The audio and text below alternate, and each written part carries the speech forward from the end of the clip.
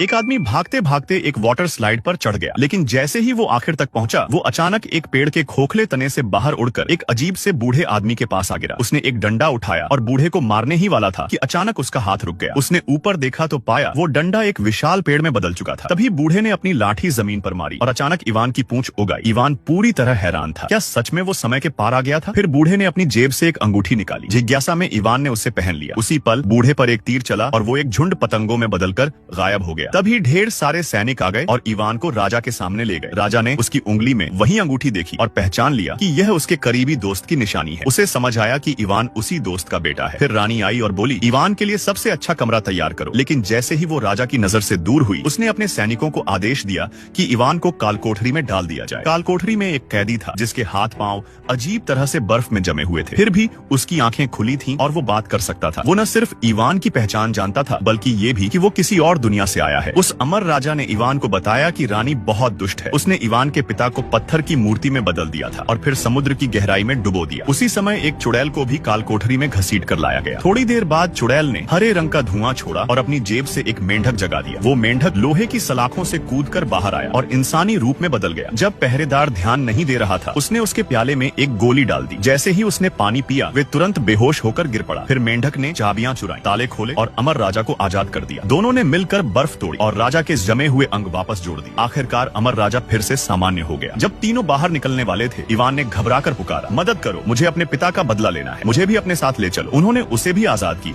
लेकिन जैसे ही इवान अपना सामान लेने लौटा, अचानक अनगिनत सैनिक वहां टूट पड़े।